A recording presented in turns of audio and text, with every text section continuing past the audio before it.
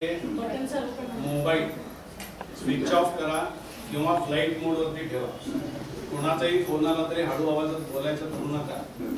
आपण जे ज्ञान संपादन करण्यासाठी इथं आलेलो आहे त्याच्याकडे लक्ष द्या. प्रपंचातूनच परमार्थाकडे जायचं आहे म्हणून जरा प्रपंच बाजूला ठेवला की परमार्थ भेटतो. त्या दृष्टिकोनातून मोबाईल सर्वांचा अतिशय महत्त्वाचा असला तरी तो बंद करून ठेवा.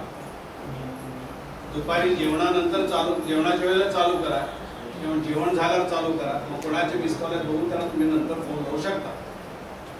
आणि दुसरी गोष्ट मुलाखत चालू असताना समजा तुला काही शंका असतील तर त्या संध्याकाळी लवकर येणार होता आरतीला त्यावेळेला विचारा काही असू दे म्हणजे त्या लोकांना पण माहिती पडतो. आता विषय चालू करण्याच्या आधी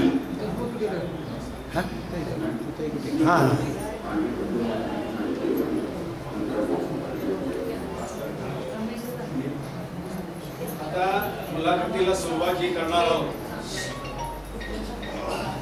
आता 2 दिवस जे छोटं संमेलन इथं होणार आहे त्या निमित्तानं हा कार्यक्रम कशासाठी आखला गेला किंवा आपण हे संमेलन का आयोजित केलं याबद्दलची थोडक्यात माहिती अशी आहे की औदुंबरला 2 दिवसाचं संमेलन झालं होतं गेल्या महिन्यामध्ये.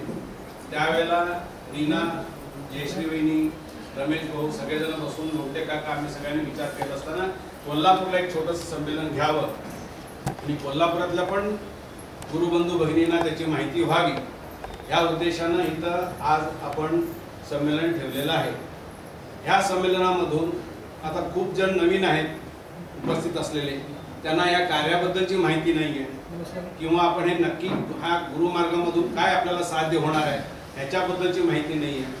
तर ह्या सगळ्या गोष्टींचा आढावा आपल्याला घ्यायचा आहे आणि त्याच्यासाठी एक छोटासा प्यारा मी इथं वाचतो म्हणजे आपल्याला ह्याच्यातून काय साध्य होणार आहे ह्याची जरा आपल्याला कल्पना आहे.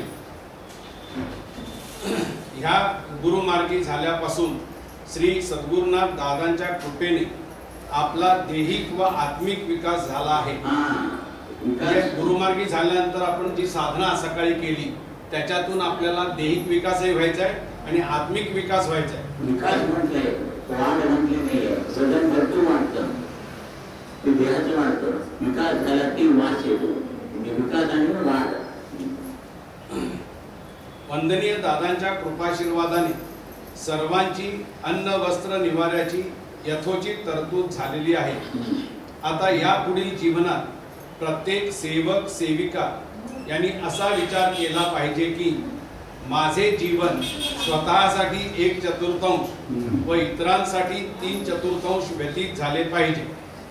म्हणजे सर्व प्रापंचिक कर्तव्ये पूर्ण करून राहिलेला वेळ यापुढे केवळ खाणे पिणे ऐशोआराम करण्यासाठी खर्च करून चालणार नाही, तर सद्गुरूंच्या कार्याला प्रत्येकाने हातभार लावण्यासाठी यापुढे जीवन व्यतीत करावे अशी श्री सद्गुरुनाथ दादांची इच्छा आहे. हे कार्य श्री सद्गुरुनाथ दादांनी ईश्वरी आज्ञेने स्थापन केलेले आहे. ते योग्य प्रकारे वृद्धिंगत करण्याची जबाबदारी प्रत्येक सेवक सेविका यांची आहे.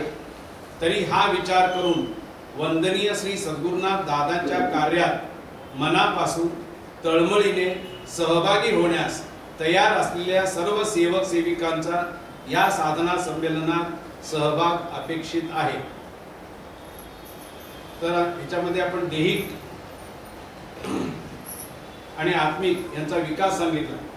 तर दैहिक विकास जो आहे तो कसा करायचा त्याच्याबद्दल आपल्याला विचार करायचा आहे. आपण जे रोज जेवण करतो, जी खाण्याची तरतूद करतो ती कशासाठी, तर आपलं पोट भरावं आणि आपल्याला जी शक्ती त्याच्यातून अन्नातून मिळणार आहे त्याच्यातून आपण दिवसभराचं काम करायचं. ह्याच्यासाठी जी शक्ती आपल्याला अन्नातून मिळते तशीच आत्म्याला पण शक्ती हवी, ती आपण साधनेतून त्या आत्म्याला देतो.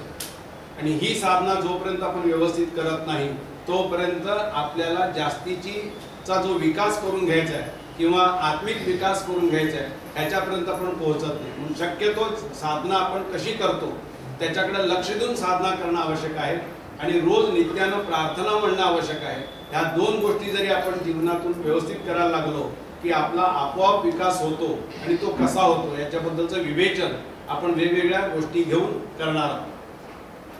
तर यापुढे मी शैली काकांना छोटीशी विनंती करतो की आता मुलाखतीला सुरुवात करावी आणि आपण सर्वांनी ती शांत चित्ताने ऐकून घ्यावी अशी तुम्हालाही विनंती करतो आणि मुलाखतीला सुरुवात करतो.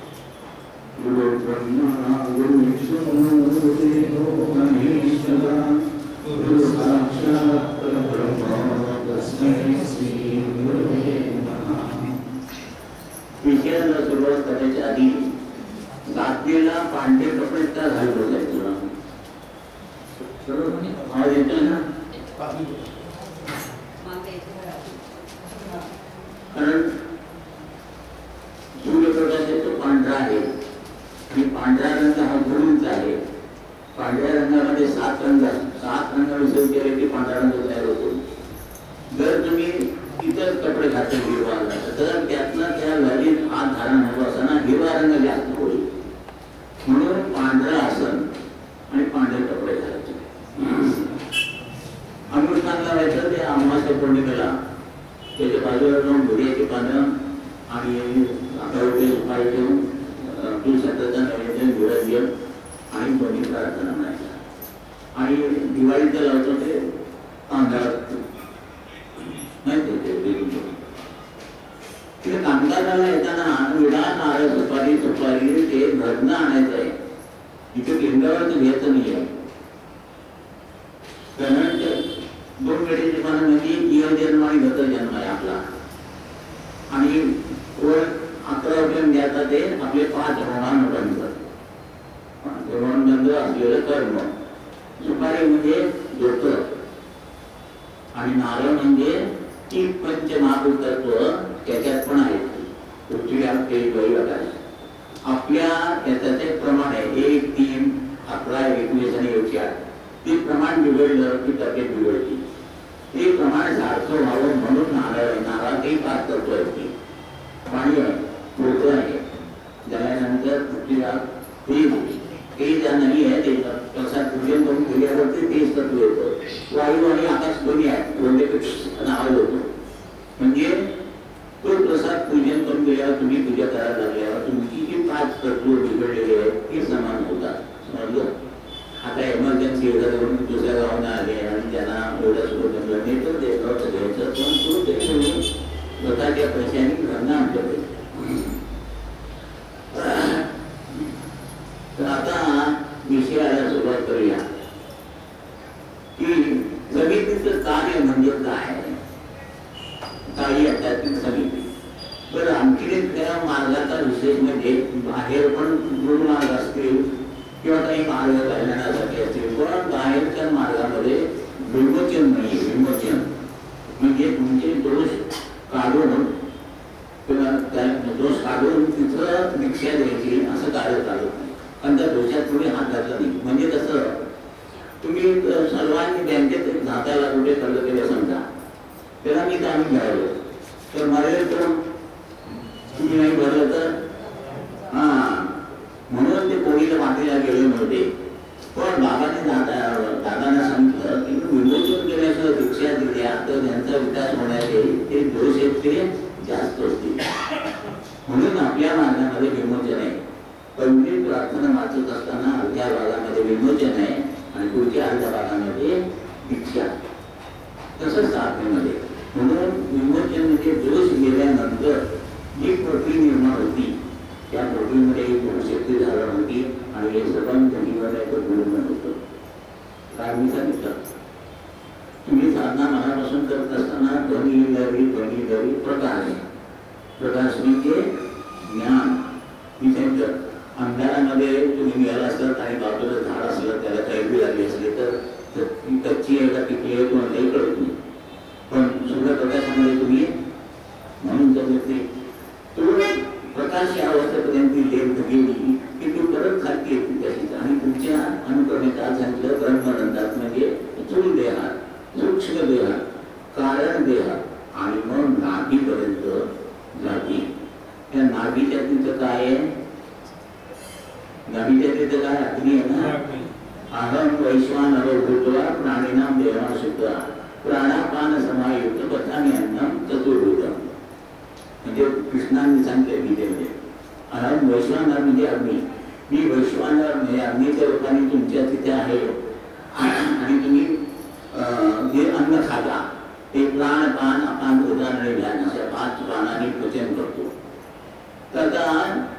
जोपर्यंत तुम्ही गुरुमार्गी नसाल तोपर्यंत हा अग्नी नुसतं खाल्लेलं पचन करायचं म्हणजे भस्मासूर भस्म करायचं. भस्मासूर दुसरा तो कोणी नाही आपणच. मला नाश्ता बरोबर केला ना. आता लोक किती आहेत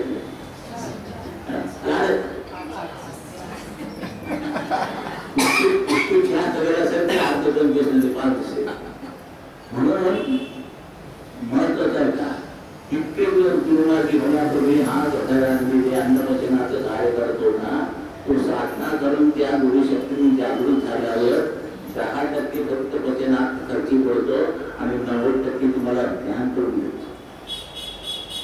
त्याला ज्योतिषमती अवस्था म्हणते ज्ञानमय अवस्था. आणि मग सगळ्या दोषांचा आकार असा मोदकासारखा होतो. असा मोदक गणपतीला आवडतो. मोदक काय म्हणजे आता मी सांगताना ऐकताना आनंद होतोय. म्हणजे तुम्हाला जे प्राप्त झाले ते ज्ञान लोकांना सांगून त्यांना आपल्या लेवलला घेऊन जायचं. असा मोदक गणपतीला आवडतो. त्याला मोदकाचा आणि ते नाना प्रकारचे मोदक आवडतात की चतुर्थी करायची कशा करता संध्याकाळी किंवा सूर्य चंद्र म्हणजे मोदक दिसल्यानंतर मोबाईल बंद करा. तेव्हा रात्री तेव्हा एकदा संकष्टी म्हणजे चंद्रोदय होते आणि मोदक करून झोपतोय त्याच्यासाठी नाही. म्हणून सांगितलं की चतुर्थी याचा अर्थ 25% जीवन तुमच्यासाठी आहे आणि 75% इतरांसाठी आहे. इतरांसाठी कसं खर्च करायचंय? अन्नदान आहे, वस्त्रदान आहे, द्रव्यदान आहे, भूदान आहे, गोदान आहे. याचं काय करतो आपण? माझं ते माझंच आणि तुझं ते माझंच आणि परत ते माझंच. म्हणून संकट ते येतं, संकष्टी होत नाही. विकास जर झाला, विकास म्हणजे तर काय बघा मी काय सांगतो समोर तुमच्याकडे 5% ताट वाढलेलं आहे. ते तुम्ही खाल्ल्यानंतर तुमची तब्येत चांगली होणार आहे. पण तुमच्या ताटाच्या ऐवजी 8 ताट असतील तर काय होईल? पचणार नाही. कळलं? म्हणजे चूक अन्नाची आहे का? पूर्ण आणि चांगला असल्याशिवाय जन्म नाही मिळाला. पण ते कर्म तुमच्या देहाशी धारण होत असताना 19 दातापैकी फक्त 7 दात काम करतात, 12 दात नाही येत.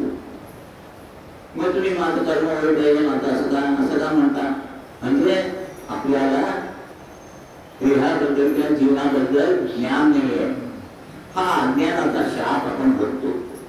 म्हणून गुरुंच्याकडे गेल्या गुरु काय सांगतात आणि कर्म चांगलंच आहे, कर्म चांगलं असल्याशिवाय तू तुम्हाला आला नाही. पण ही कमतरता आहे.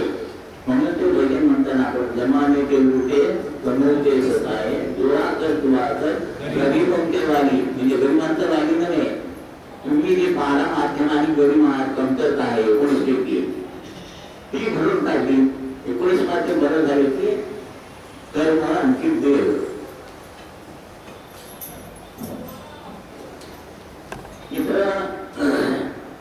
कर्म बरोबर गोल आहे पण देह कसा कमतरता असल्यामुळे असा वाटला.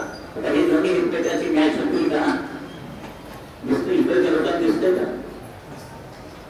म्हणून विमोचन करून काय केलं पहिल्यांदा हे ना देवा तुमचा बरोबर केला आणखी मग तुम्हाला साधना करायला. आता हे दोन्ही एकमेकांची मॅच होतील की नाही याच्यात भविष्य विचारण्यासाठी माझं नशीब असलं म्हणण्याचा प्रश्न आला का? हेच अज्ञान. त्याचं चांगलं आहे माझं का म्हणजे त्याचं कर्म आणि त्याचं हे बरोबर आहे तसं माझं कसं हे बघायला पाहिजे. म्हणून साधनेतून हे जे काही तुमचं आहे ते सगळं निवारण तुमचं कर्म व्यवस्थित होतं, नीट मात्र व्यवस्थित होतं आणि ते दोघांना एकमेकाला मॅच झाली. बरोबर मला ताप आलाय तिथं आंबा आहे, आंबाची इकडे गोड आहे तर मला तापामुळे करू लागतो म्हणजे आंबा थोडा मी करू. आता माझी तब्येत चांगली आहे पण आंबा तुमची कैदी आहे. आंबा चांगली ना म्हणजे कैदीच आहे म्हणजे आंबाही पिकायला पाहिजे आणि माझाही व्यवस्थित असायला पाहिजे. त्यामुळे दोन्ही मॅचिंग करून तसं कर्म आणि तुमच्या देव मॅचिंग झालं की जीवन व्यवस्थित करतात थोडं साधन होतं. म्हणून या कार्याची स्थापना झाली. आता समितीचं कार्य काय आहे बाकी आहे. अरे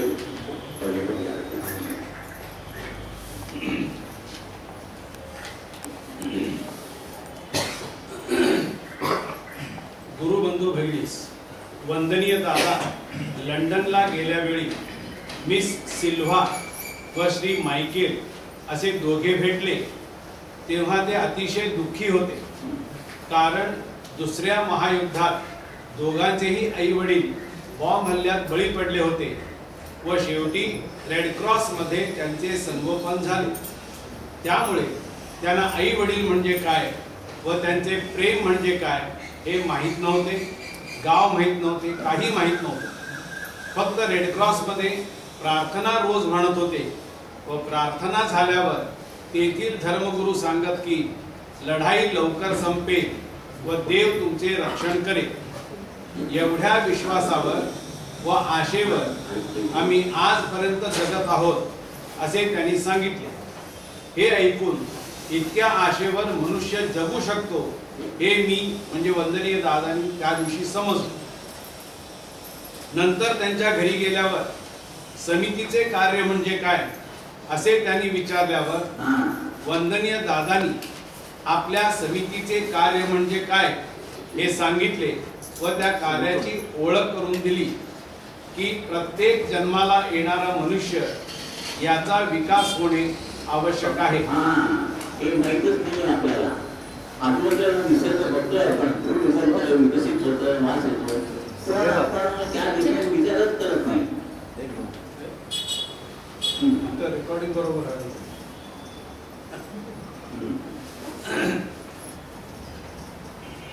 प्रत्येक जन्माला येणारा मनुष्य याचा विकास होणे आवश्यक आहे व तो विकास होण्यासाठी केवळ पूजा पाठ करून चालत नाही. त्यासाठी नित्य 30-35 मिनिटांच्या साधनेची आवश्यकता आहे. ती साधना प्रामाणिकपणे केल्यावर आपण हळूहळू देवापाशी जाऊ, देवाकडे नव्हे. कारण देवाकडे शेवटी नाईलाजास्तव आपण जातो हे म्हणण्यामध्ये खूप अंतर आहे.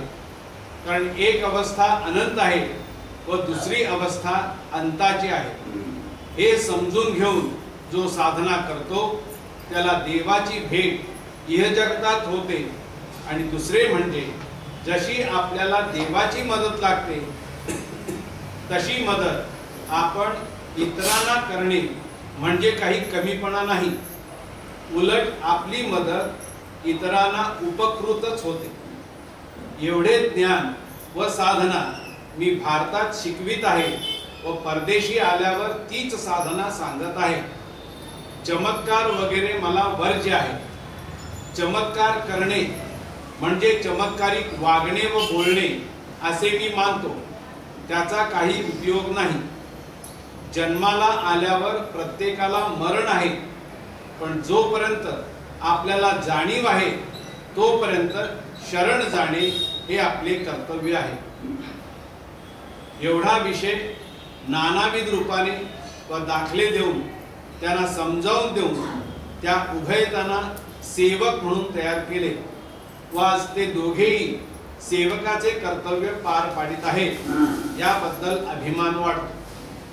त्याचप्रमाणे आपण सर्वांना वंदनीय दादांनी 30-35 मिनिटांची साधना शिकविली आहे व श्री साई स्वाध्याय मंडळाची स्थापना करून देऊन इतरांना मदत होईल अशी व्यवस्था केली आहे. अशा तऱ्हेने प्राप्त करून दिलेल्या सर्वश्रेष्ठ सेवक अवस्थेचा योग्य उपयोग करून ओंकार साधनेने अंतिम उद्दिष्ट साध्य करून घ्यावयाचे आहे. तेव्हा आता विकास करावयाचा आहे असे जे वर वाचले तो विकास म्हणजे काय त्यासाठी हा त्याग करायचा आहे. हे बघा इथे नाभी हृदय कटलेला तो महिमा सांगता पडली. हे दोन कोश नाभी आणि हृदय इथं अन्नमय आणि प्राणमय ही देही शक्ती आणि मनोमय विज्ञान आणि अन्नमय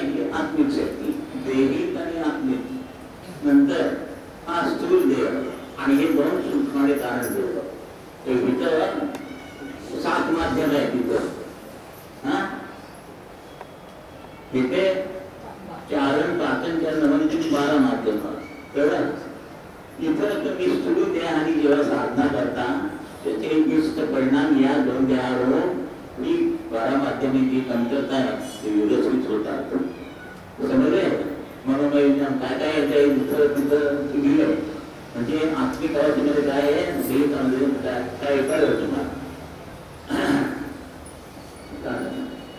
तर सेवक म्हणजे दुसऱ्यांची सेवा करणे.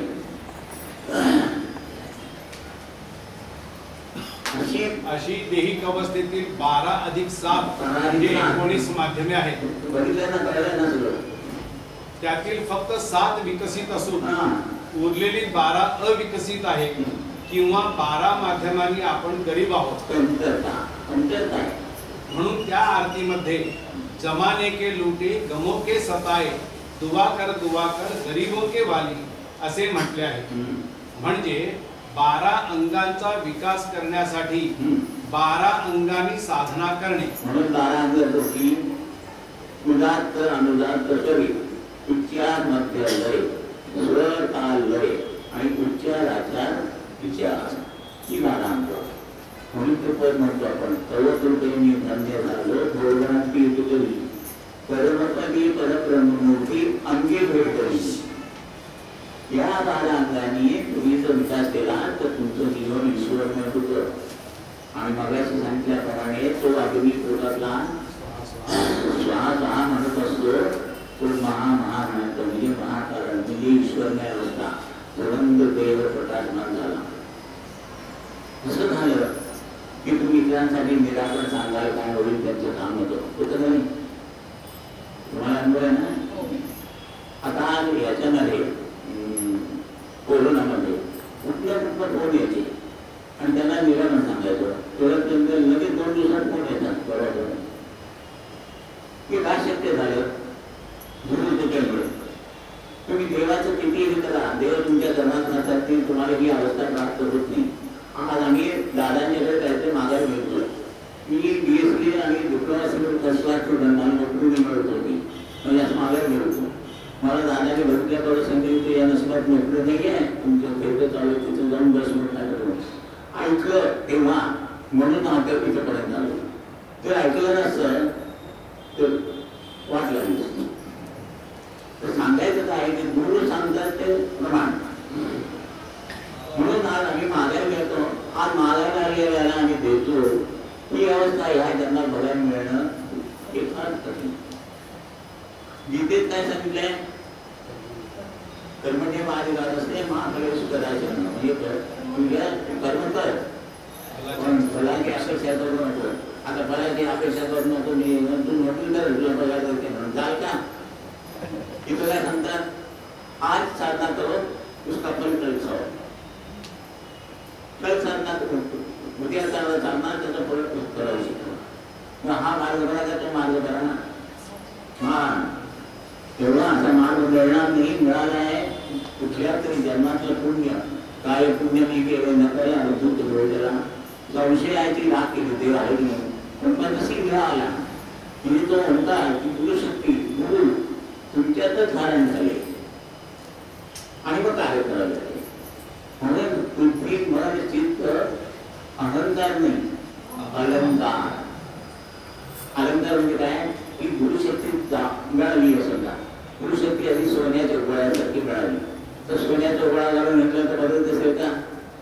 पण त्याचे दागिने केले चक्कर केला विकल म्हणजे सुंदर अलंकार केले. तसं सुंदर अलंकार काय अहंकारचं निराकरण आरती मुलाखत हे अलंकार त्या गुरुशक्तीचे आणि लोकांना ध्यान करत चालले आहे. बुद्धी मन चित्त अलंकार. याचाच अर्थ बदल आहे तो आपल्या अंतर्गत रचनेत करावयाचा आहे. बदल आपल्याला करायचा आहे पण तू असं कर तू तसं कर तू असं कर म्हणताना तुमचे 3 बरोबर आहेत. म्हणजे पहिल्यांदा 3 पण तुम्ही स्वतःला बदललं पाहिजे. पहिल्यांदा स्वतःला बदलल्यावर मग तुम्हाला दुसऱ्यांना सांगायचा अधिकार. आणि हे महत्वाचे आहे. आणि हाच उद्देश किंवा हेतू साध्य होण्यासाठी काही विधी करून ती शक्ती रक्तात धारण करून विकसित व्हायचे असा होता. कारण हे पाचही कोश रक्तमय असून त्यातच ही 19 माध्यमे सामावलेली आहेत। तेव्हा रक्तातील दोष बाहेर जाऊन त्या रिकाम्या जागेत शक्तीची धारणा होत होत विकास झाल्यावर आपले जीवन गुरुमय किंवा ईश्वरमय करावयाचे आहे।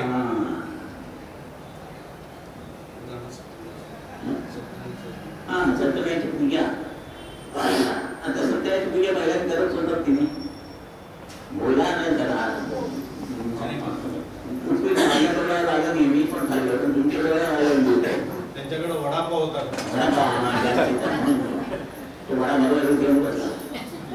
तर सत्यनारायणाची पूजा आपण कशाला करत होतो तुम्ही उत्तर द्या मला पडतो माहिती नाही घडते तुम्ही सत्यनारायणाची पूजा करायची म्हणजे मला होतं अहो परवाईत काय झालं ते सांगा ना आधी तर सांगायचं उद्देश असा की तुम्ही जो संकल्प करता काहीतरी चांगलं व्हावं म्हणून आणि तो संकल्प फुलांना वास आहे तो फुलाशिवाय झालं होत नाही नुसता वास तसं आशीर्वाद देवाला द्यायचा आहे तुम्ही काहीतरी विधी करताय यजमान बसलाय तो वैद्य सांगतो त्याचं नाव आहे पुरोहित म्हणजे पूर्णतः हित करणारा पण तो करत नाही बघा पूजा संतांना यजमान इथे बसले असतो पुरोहित इथे बसले असतो आमच्या भारतासाठी मूर्ती असते माहिती नाही कारण संकल्प करायला देवाने आशीर्वाद दिला आता आशीर्वाद असा देता येत नाही पाणी देत तर ग्लास लागतो तो आशीर्वाद तुम्हाला द्यायच्यासाठी म्हणून तिथं तांदूळ ठेवलेले असतात त्या तांदळामध्ये तो आशीर्वाद दिल्यावर त्या भडकीने काय करायला पाहिजे पुरोहितांनी ते तांदूळ तुम्हाला प्रसाद म्हणून द्यायला पाहिजे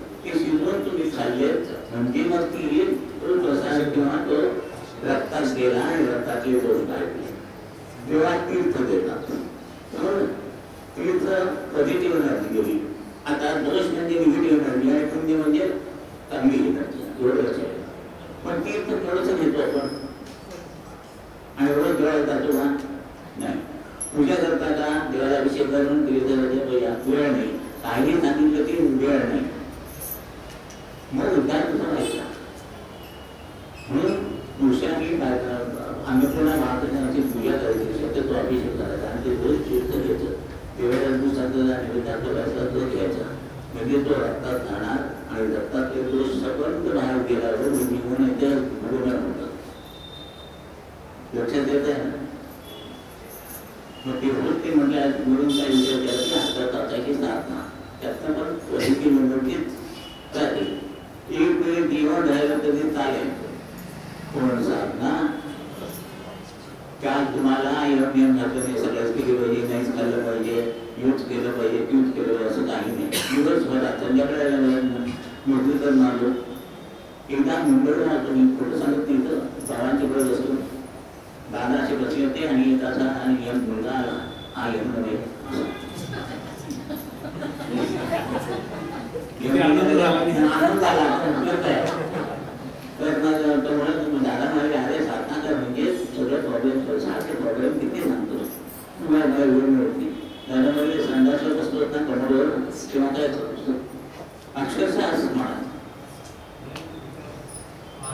मग आता ह्याच्यापेक्षा सोपं साधन काय द्यावं गुरुनी आणि आपण तरी काय द्यावं तुला नाही असा तुम्हाला तिथं तुमच्या मनात असतं ते करून मोठं येतं का नाही कसं हे मनात आलं पाहिजे आम्ही काय करायचं आम्हाला 5 वाजता गावात जायचं असेल 2 ला उठायचं पूजा करायची साधना करूनच द्यायची आमची गाडी कधी पंक्चर झाली नाही लेट झाली नाही काय त्रास झाला साध नाहीच नाही ते आंदोलन गेली 50 वर्ष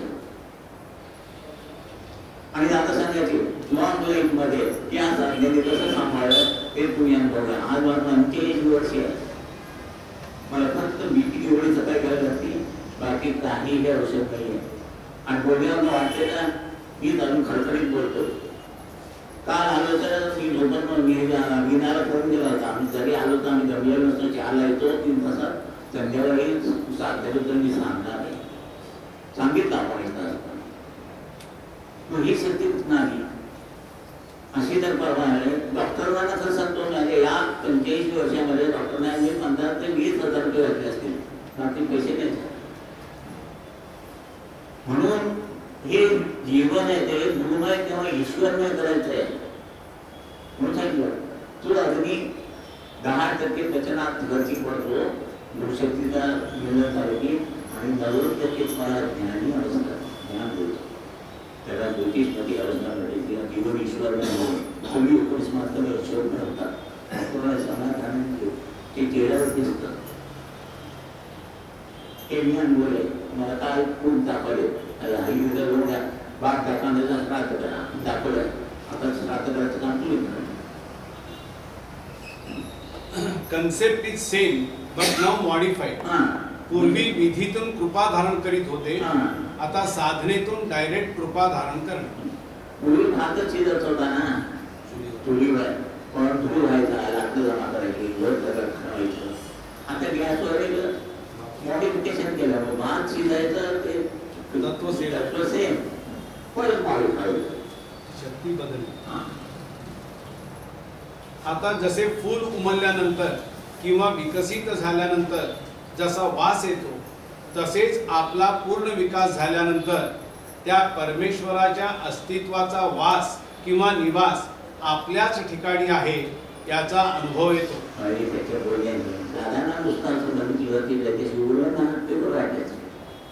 तुमच्या बोलण्याला विचारातून दोन शब्द बोलावे कशी असं वाटलं पाहिजे असं आम्ही अनुभवलं. तसं तुमच्याशी चार लोकांना बोलावं भेटावं असं वाटलं नाही. तुमच्या उच्चार आचार विचारात बदल होत जातो. त्यानंतर त्याच्या भाजीला गेलं की 10 रुपयाला 5 म्हणते, 10 रुपयाला 7 देते. तिला काय कष्ट पडले ते आपल्याला कळत नाही. असं आपण मग बार्गेनिंग करत नाही. मग काय 10 रुपयाला 5 म्हणतो 5 त्याच्याबद्दल दया किंवा त्यांच्याबद्दल प्रेम हे तुमच्या गुणातून दिसायला लागतं. दया क्षमा शांती देवाची गोष्टी. तुमचं सगळं बोलणं गोड होतं. तुमचे उच्चार आचार विचार हे सगळे लोकांना आवडण्यासाठी वाढलं. म्हणजे आपण हळूहळू देवापाशी जातो, देवाकडे नव्हे. म्हणजेच आपण कित्येक वेळा काही व्यक्तींना पाहून काय देवासारखा माणूस आहे असे उद्गार काढतो किंवा ऐकतो.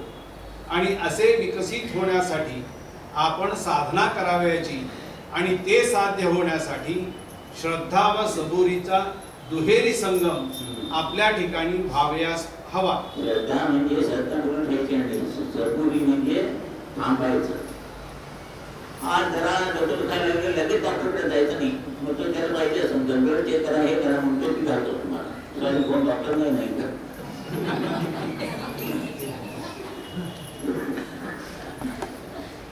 दोन दिवस तुम्ही थांबलात ना तसं कसं तुमचं करणं ते 4 आणि आधी पाठवतो. थोडा त्रास व्हायला तर समाधानाने मोठं बसायचं. तुम्ही आंध्र आपण महाडूक जातो त्याचे बोलतात की सगळं करणं संधी येतं.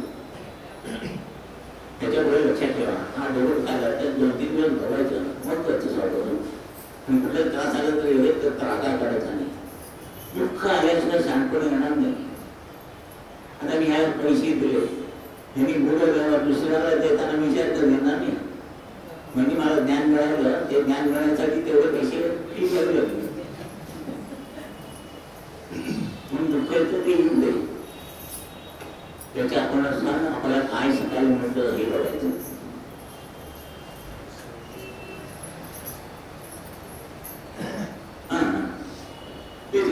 आता सरळ सोड रस्ता आहे समजा बाजून झाडं नाही काही पक्षी नाही कसं वाटेल वळण टाकायचं जरा वळणं पाहिजे झाडं पाहिजे मध्ये खड्डा पाहिजे म्हणजे हे सगळं जीवनात पाहिजे.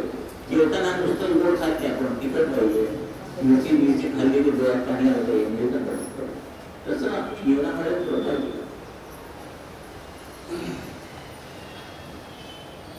असे विकसित होण्यासाठी आपण साधना करायची आणि ते साध्य होण्यासाठी श्रद्धा व सबुरीचा दुहेरी संगम आपल्या ठिकाणी व्हावयास हवा. कारण it is not an event but it is a slow process. काय आहे इट इज नॉट इव्हेंट. काय केलं आणि आज एकदम बदल झाला. आजकाल कोण आहे म्हणजे कसं समजा 12 तारीख झाली आणि लगेच ते 2 तासाने तो 5 वर्षात झाला. 6व्या तासाला 10 वर्षात झाला आणि दुसऱ्या दिवशी एकदम 25 वर्षात झाला. तर मजा झाली ना. म्हणून ते हळूहळू आणि तसंच जाणं योग्य. It is not an event but it is a slow process. करता त्या पहिल्या दिवशी लग्न होऊन आल्यावर सासरे ते आपण बोलत नाही. अर्ध मन सगळं कुठं असतं. मग हळूहळू इतर झालं की मग आता आम्ही जास्त दिवस झालं नाही होत त्यांचे हाल होतात. म्हणजे तिकडे गेला म्हणजे पण हळूहळू गेला त्या दिवशी गेला त्या तसंच. म्हणूनच म्हटले आहे की slow and steady wins the race. तेव्हा 12 अंगांनी ओंकार साधना केल्यावर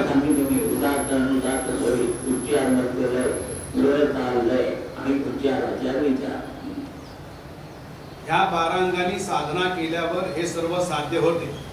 कारण आपण स्थूल देहातून करीत असलेल्या साधनेचे इष्ट परिणाम सूक्ष्म व कारण देहावर होतात. म्हणजे या 7 माध्यमांनी सेवा करत असतो त्या 12 माध्यमांना ती सुद्धा विकसित होतात आणि 12 कल्पने सगळे विकसित झाले ते कर्म अनुकूलच आहे. त्याच्याशी एकरूप होतं आणि तुमचं जीवन होतं. व त्यामध्येही 12 माध्यमे असून ती रक्तमयच असल्याने ती सर्व माध्यमे दोषमुक्त होऊन विकसित होतात. हाच हेतू विधी करण्यामागे होता. म्हणजेच रक्तात शक्तीची धारणा होऊन 5ही कोश विकसित व्हावे. पण याचा अर्थ कळला नाही. म्हणून असं गुरुची विधी काय होते गुणांसाठी उपनयन बुद्धीवर संस्कार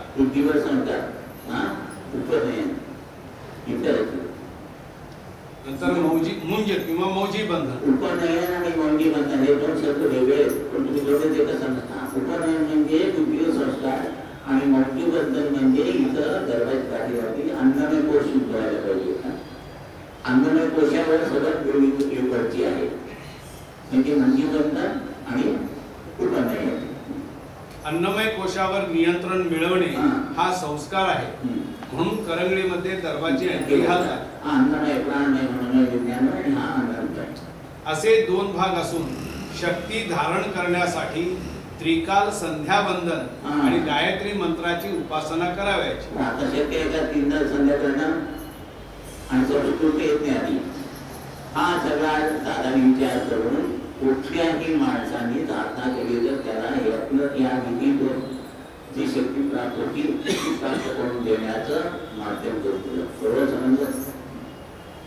मुलींसाठी हरितालिका व्रत हे 7 वर्षे, मंगळागौर 5 वर्षे यातून शक्ती धारण करून शक्तिमान होणे हाच उद्देश होता. नंतर दादा असं म्हणायचे हरितालिकेचं व्रत केलं पार्वतीने कशाकरता केलं होतं बोला शंकरपती मिळावा मिळाला. पती मिळाल्यानंतर पुढच्या वर्षी कोणासाठी करायचं उत्तर म्हणून हे करत राहायचं. ते घाणायला म्हटल्यावर बरे असतो ते त्याचा पेरत होतो ना ते काय ते काढून घेतलं काय झालं पुढे नाही. मग त्या मालकाला दया गेली त्याला सोडला. सोडल्यानंतर असा थोडा गेला आणि परत चिरायला कसं आहे आपलं हे कसं सोडायचं ते कसं सोडायचं. मग चूल बंद करून गॅस कसा आणला नववारीतून तुम्ही होलमध्ये आला होल म्हणून ड्रेसमध्ये आला. आता ड्रेस म्हणून आणि कुठे जाता माहिती तो तसा बदल तुम्ही सोय म्हणून मानलात का नाही सोय म्हणून तसं दादाने सुद्धा विचार करून सगळं मॉडिफिकेशन करून ते ह्याच्यात आणलं. आता मंगळागौरीचं व्रत करतात की नाही तेव्हा सुद्धा मला शक्तीची धारणा येतात की ती बरोबर बसेल. आता तिथे फोटो पूजन ह्याच्याकडे बघत बसावं असं वाटतं ना. ते बघत बसावं असं का वाटतं त्याची क्वालिटी म्हणजे डोळ्यातून जाणवते म्हणून तुम्हाला समाधान वाटते. तसंच ती गौरी बसवली असेल तिच्याकडे बघून तुम्हाला शक्ती धारणा व्हावी आणि तुमचा विकास व्हावा म्हणून त्या गौरीच्या दिवा विजून करून देतात. नवरात्र किंवा मंगळवार एवढा खेळ खेळतात कशा करतात माहित नाही जाईल. तेच सांगायचं जागरण करायचं तर काहीतरी वेळ घालवण्यासाठी साधन असं त्याच. आता मला जर पहिला मिळायचं असेल तर मी डंबेलची व्यायाम करेन की तसं तुम्ही तिथे बुद्रुक खेळता काय खेळणं खेळता उडी खेळता. उडी म्हणजे नारायण अवस्था आहे.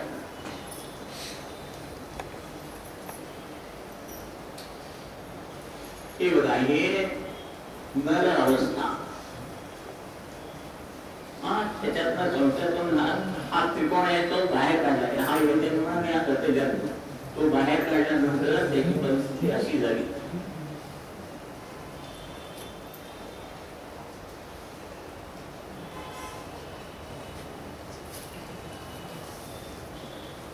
ही नादान अवस्था आहे.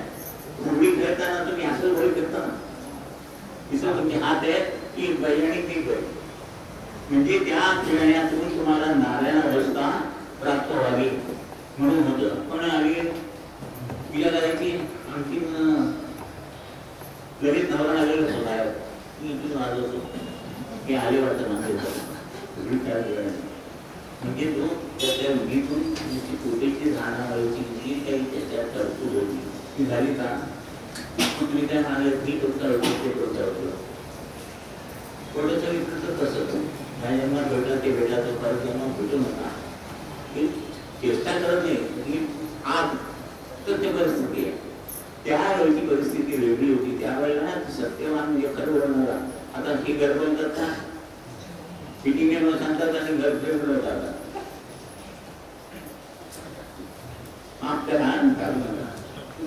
म्हणजे तो सत्यवान नाहीये आणि ही सती सावित्री सती काही पण सॉरी हे दोन असे चांगले असले तर होणारी मुलं चांगली होऊन ह्या जगाचं रक्षण व्हावं आणि तो वटवृक्ष लावून घ्यायचं आहे म्हणजे चिरंजीव अशी प्रजा निर्माण होऊन जगामध्ये शांतता निर्माण व्हावी याचा आणि आपण चालू म्हणजे प्रत्येक जो विधी होता सांगितलेला तो करून त्या विधीतून कृपाचे धारणा करून आपण शक्तिमान व्हावे. ते होत नाही म्हटल्यावर मी तर डायरेक्ट तुम्हाला कृपा केली आधी आपण कृपा करून आणि मग तुम्हाला विधी करायला अर्ध्या तासाच्या साथ की त्याच्यातून ती शक्ती धारण समजताना विषय गरज आहे. चुकी केलं दादानी बरोबर केलं, सोपं केलं.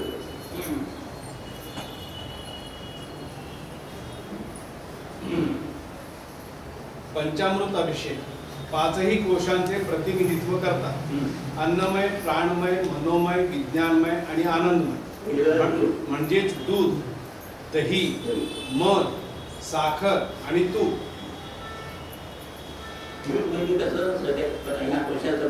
अन्नमयाचं ते प्रतीक आहे दूध. अन्नमयाचं प्रतीक हे पाचही कोश देवाला अर्पण करायचे म्हणजे त्या 5 कोशामध्ये 21 माध्यमे 3 विकसित होते. पण तो कसा अर्पण करता येत नाही म्हणून आता मला बँकेचं इलेक्शन असतं तर जाता येत म्हणून मी प्रॉक्सी पाठवतो. बरोबर नाही ह्या आता मला मग तू देव नाही कसं देवाला करायचे. दूध अन्नमयाचं अर्पण करण्यासाठी दूध, दुधानंतर दही. दूध कसं आहे सगळ्यांना पाचिक आणि रोचक आहे. लहान मुलांना कसं म्हातारपणी सगळ्यांना दूध असतं. एवढं दूध असतं त्याला एवढंच दही लागलं की आपल्यासारखं करून आपण किती जणांना आपल्यासारखं मग म्हशीच्या जीवनात एकच सकाळपासून विषय असतो काय मध गोळा करणे. तसं तुमच्या जीवनामध्ये एकच विषय असायला गुरु, त्याच्यानंतर ऊस, साखर. साखरेला उसाला किती डोळे असतात तेवढी रोपं लागतात आणि शेवट एवढ्या दुधाचं अंतिम सत्व म्हणजे तूप. हे पाचही पंचामृत करून त्याला अभिषेक केला की हे 5 कोश त्याला अर्पण केला सगळे झाले आणि ते शुद्ध होऊन आपल्याला मिळाल्यावर ते सापड केल्यावर ते 19 माध्यम उद्देश व्हावी म्हणून ते न समजता केलं ना, न समजता केलं तर त्याचा उपयोग होतच नाही.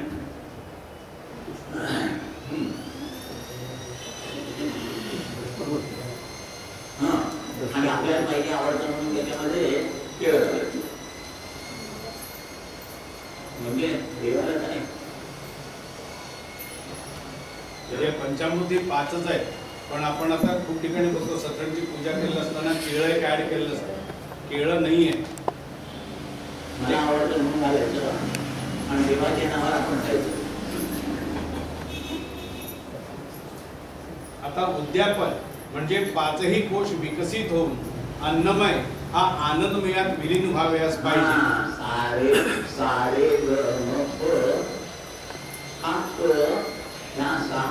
वरती गेला पाहिजे. पुढे 6 महिने झाला कसा झाला आणि हा तो खालती आला म्हणजे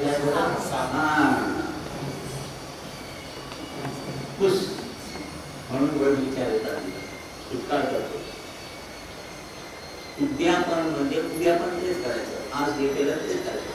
अहो म्हणतो कसा सोडायचा, हरताळचा उपास कसा सोडायचा. आता म्हणाले हाताने मिळाल्यावर तुम्ही जसं हरताळचा उपास करता, मग शंकर प्राप्त होत नाही, मग मी मिळतो. म्हणजे काय नवरात्रात नांदी होतो, काय काय म्हणाला म्हणून म्हणाले जे काय करता तुम्ही समजून केलं नाही. हा अज्ञानाचा शाप आपण बोलतो, म्हणून सगळे ध्यान करून घ्या. उद्यापन याचा अर्थ हा कोश विकसित होतो, तिथं झाला पाहिजे. कसा झाला की तिकडचं देवाकडचं ज्ञान दादा आज्ञेवर म्हणून यायचे. दादा महाराज तिसरी शिकले, पण ते तिकडचं ज्ञान इकडे कसा झालं होती तोंडाने वाचीने बोलून तुम्हाला आज काय हे सेमिनार हे सेमिनारमध्ये लिहून काढलेलं ते आम्हाला पुस्तक बघतो. दादा न बोलता असं बोलत बसून 4-4 तास ते रेकॉर्डिंग केलेलं लिहून काढण्यासोबत आम्हाला 4 महिने लागले. म्हणजे ती अवस्था कशी पूर्ण ज्ञान मिळालं ज्ञानेश्वर. ऑटोमॅटिक रायटर 5 अवस्था आहेत. ट्रान्स म्हणजे या निराकरण सांगते. ट्रान्स क्लिअर ऑडियन्स म्हणजे कानात ध्वनी ऐकायचा, त्या धर्माचा आणि त्याचा विषय सांगायचा. Trance clear audience, clear mind division आणि ऑटोमॅटिक रायटर, अशा 5 अवस्था मला प्राप्त होतात. उद्यापन म्हणजे उद्यापन तेच करायचं, उद्यापन तेच करायचं नाही. उद्यापन म्हणजे उच्च अवस्थेला जायचं म्हणजे उद्यापन. उपवास आणि संकष्टी याचा अर्थ सांग. उपवास म्हणजे काय, जवळ. वास म्हणजे देवाजवळ राहणं असा त्याचा अर्थ आहे. आपण कशाजवळ राहतो, खिचडीजवळ. खिचडी नंतर बटाट्याची भाजी, शेंगदाण्याचे लाडू आणि काय सगळं खायचं. देवाचं दर्शन झालं त्यामुळे लाभी आहे.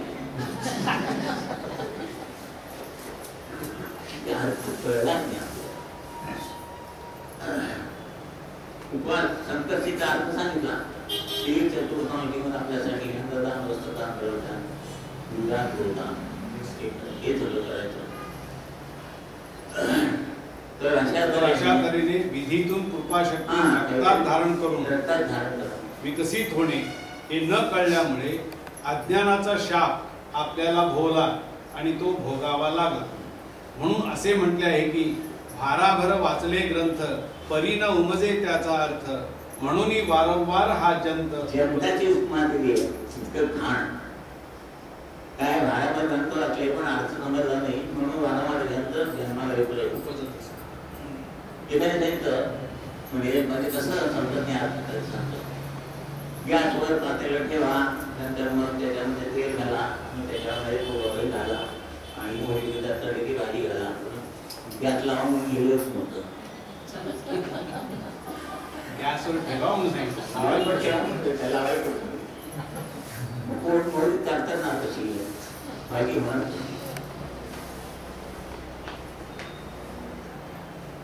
तर ह्या सर्व गोष्टीतून आपल्याला अन्नमय कोश विकसित केल्यानंतरच इतर सर्व कोश विकसित होतात आणि आपले हे जीवन या 5 कोशांवरच अवलंबून असून अन्नमय बाहेर गेले काय गेले तर तुम्ही जिवंत राहू शकता. पण ह्यातलं इथं काय ते हार्टला झालं, पोटाला काहीतरी झालं, मेंदूला काहीतरी झालं, डोळ्याला काहीतरी झालं, हा भाग झाला. एवढे जीवन ईश्वर विकसित करायचंय आणि ते या साधनेतून होतं. हे जीवन या 5 कोशांवरच अवलंबून असून अन्नमय कोश हा त्याचा मूळ पाया आहे. म्हणून दैहिक शक्तीची बचत आणि आत्मिक शक्तीची वाढ आणि मग ईश्वरी शक्ती किंवा गुरु शक्तीची वाढ असे करीत करीत उच्च अवस्थेला जाणे म्हणजे उद्यापन होय याचे ज्ञान होते. म्हणून वंदनीय दादा म्हणतात की जोपर्यंत अन्नमय कोशावर आपण विजय मिळवत नाही तोपर्यंत परमेश्वर प्राप्तीचा दिग्विजय आपण करू शकत नाही.